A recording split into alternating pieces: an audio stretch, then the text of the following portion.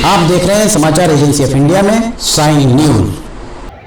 नमस्कार दोस्तों, समाचार एजेंसी ऑफ इंडिया की साई न्यूज में लिमटी की लालटेन आप देख रहे हैं। लिमटी की लालटेन के 647वें एपिसोड में एक बार फिर आपका स्वागत है। आज चर्चा इस बात पर हम करते हैं कि क्या चुनाव आचार संहिता प्रभावी करने से ही हो सकता है चुनाव सुधार, या उठाने होंगे कुछ कठोर और अप्रिय कदम। सख्त कानूनी प्रावधान रोक नहीं पाए अपराधों को, तो चुनाव में धांधलियों को कैसे रोका जा सकता है सिर्फ चुनाव आचार संहिता के भरोसे। लिमटी की लालटेन के 647वें एपिसोड में एक बार फिर आपका स्वागत है। देश में आम चुनाव चल रहे हैं। इस समय आचार संहिता उल्लंघन की खबरें मीडिया अटा पड़ा है। कमोबेश हर संसदीय क्षेत्र में आचार संहिता उल्लंघन की शिकायतें आम हुआ करती हैं। कुछ मामलों पर कार्रवाई की जाती है। ये आम धारणा बन चुकी है कि चुनाव के दौरान आचार संहिता उल्लंघन की शिकायतें लगातार ही की जाएं, ताकि प्रत्याशी अगर पराजित होता है और अगर वो इस मामले को लेकर माननीय न्यायालय में जाएगा, तो उसके लिए जो शिकायत की जाती है उसकी पावती रिसीविंग सपोर्टिंग डॉक्यूमेंट साबित हो सकती है। देश में चुनाव के दौरान की गई आचार संहिता के उल्लंघन की शिकायतों की अगर बात की जाए, तो कब कब आचार संहिता के उल्लंघन की कार्रवाइयों का विवरण मिलता है। जाहिर है इस तरह के उदाहरण नगण्य के बराबर ही माने जा सकते हैं। हाल ही में चल रहे आम चुनाव में रोज किसी न किसी नेता के खिलाफ बहुत शिकायतें बहुत सारी आती हैं। आचार संहिता के उल्लंघन की शिकायतें प्रकाश में आ रही हैं। इन शिकायतों की अद्यतन स्थिति एज एन डेट क्या है, यहाँ तक कि प्रधानमंत्री नरेंद्र मोदी, कांग्रेस के पूर्व अध्यक्ष राहुल गांधी के खिलाफ भी आचार संहिता के उल्लंघन की शिकायतें चुनाव आयोग से किए जाने के 8-10 दिन बाद भी नतीजा क्या है, फिर वही सिफर ही माना जा सकता है। केंद्रीय चुनाव आयोग, जिसको शॉर्ट फॉर्म में सोशल मीडिया पर लोग केचुआ केंद्रीय चुनाव आयोग भी निरूपित करते हैं, के पास कमोबेश हर चुनाव में प्रधानमंत्री हो या सत्ताधारी दल के बड़े नेता या विपक्ष के नेता, हर किसी के बारे में शिकायतें मिला करती हैं। इन शिकायतों पर केचुआ की चुप्पी भी सबसे ज्यादा आश्चर्यजनक मानी जा सकती है। जानकारों का कहना है कि जब भी किसी दल के स्टार प्रचारक के द्वारा जहर उगलते हुए आचार संहिता का उल्लंघन किया जाता है, तब चुनाव आयोग के द्वारा पार्टी के अध्यक्षों को नोटिस भेजा जाता है। उस नेता के खिलाफ कार्रवाई नहीं होती है। इसका जवाब आते आते चुनाव संपन्न हो जाते हैं और उसके बाद सब कुछ ठंडे बस्ते के हवाले ही कर दिया जाता है। वर्तमान हालातों में प्रधानमंत्री के मामले में भारतीय जनता पार्टी के अध्यक्ष और कांग्रेस के मामले में कांग्रेस के अध्यक्ष को नोटिस भेजा गया है। कांग्रेस के द्वारा तो इसका जवाब दे दिया गया है, पर भारतीय जनता पार्टी के द्वारा जवाब देने के लिए समय मांगा गया है। जानकार ये भी बताते हैं कि इस तरह के मामलों में कार्रवाई किस पर की जा सकती, ये बात भी जानकारों के द्वारा बताया गया। आचार संहिता उल्लंघन पर अथवा दल के अध्यक्ष पर किस पर कार्रवाई की जा सकती है, जिसने आचार संहिता का उल्लंघन किया उस पर, या फिर पार्टी के अध्यक्ष पर।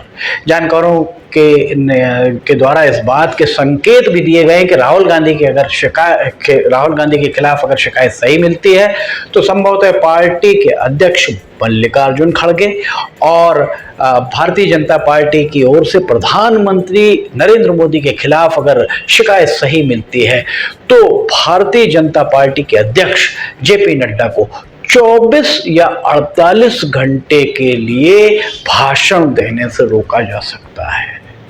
जानकार ये भी बताते हैं कि चुनाव आयोग को अधिकार संपन्न ही नहीं बनाया गया है। संभवतः यही कारण है कि प्रत्याशियों या सियासी दलों के द्वारा आचार संहिता का पालन करने में ज्यादा दिलचस्पी नहीं ली जाती है।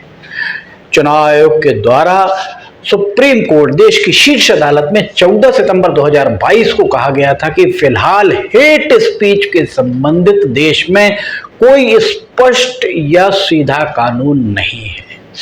सुप्रीम कोर्ट को इस तरह के मामलों को रोकने के लिए आदेश पारित करना चाहिए। आयोग ने देश की सर्वोच्च अदालत को यह भी बताया था कि असल में चुनावी मैदान में उतरे किसी भी उम्मीदवार को उस समय तक नहीं रोका जा सकता जब तक कि हेट स्पीच को परिभाषित करते हुए स्पष्ट कानून ना हो।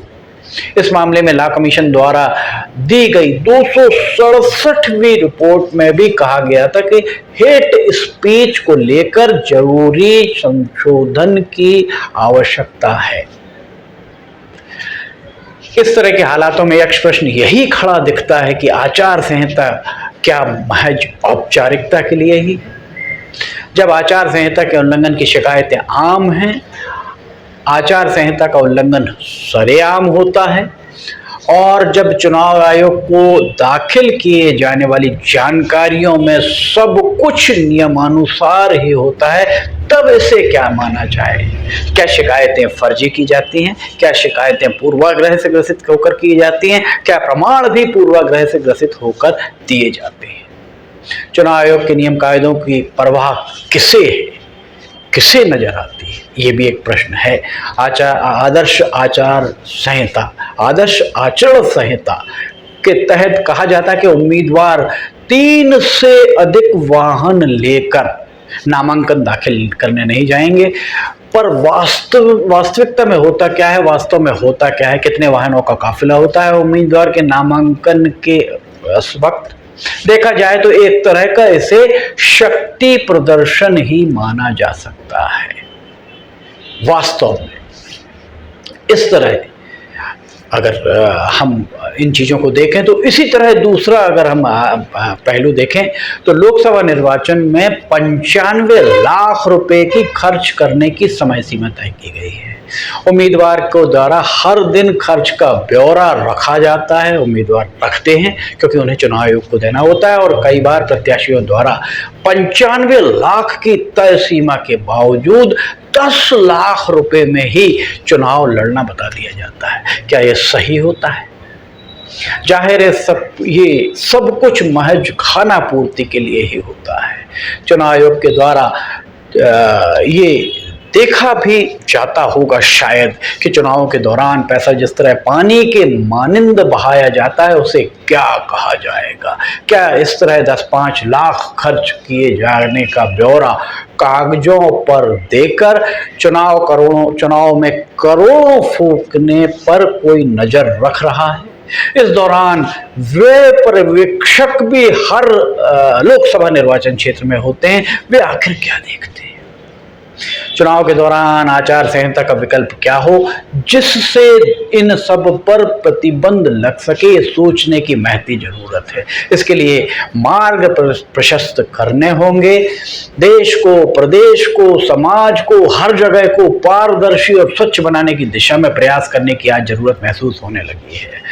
अगर सब कुछ सीमाओं में बांध दिया जाए, सारी वर्जनाएं खड़ी की खड़ी रह जाएं, तो अच्छे और ईमानदार लोगों की तादाद राजनीति में बढ़ सकती है। इस बात से इनकार नहीं किया जा सकता है। जब देश को, संविधान को, कानून को, नैतिकता को, चरित्र को ही सर्वोपरि मानने वाले सामने आएंगे, इसको ही सबको सर्वोपरि मान लिया जाएगा, तब देश में आचार संहिता की आवश्यकता शायद नहीं पड़े। कहा जाता है कि सख्त कानून भी अपराधों की रोकथाम के लिए सक्षम नहीं है। अरब देशों में जहां कानून सख्त हैं वहां भी अपराध होते हैं। ये अलहदा बात है कि अन्य देशों के मुकाबले वहां अपराध, चूंकि कानून बहुत सख्त है, कानून का पालन सख्ती से होता है, इसलिए अपराधों की तादाद कम है।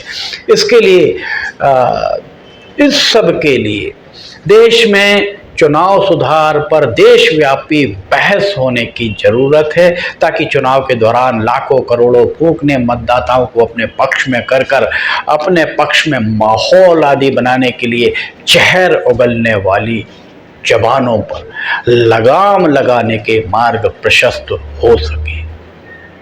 इसके लिए सभी को तैयार रहना होगा। देशव्यापी बहस की जरूरत है। समाचार एजेंसी ऑफ इंडिया की साई न्यूज में लिमटी की लालटेन के 647वें एपिसोड में फिलहाल इतना ही। अगर आपको समाचार एजेंसी ऑफ इंडिया की साई न्यूज में लिमटी की लालटेन और अन्य खबरें देखनी हो तो समाचार एजेंसी ऑफ इंडिया की वेबसाइट या साई न्यूज़ के न्यूज़ चैनल पर जाकर आप इसे देख सकते हैं।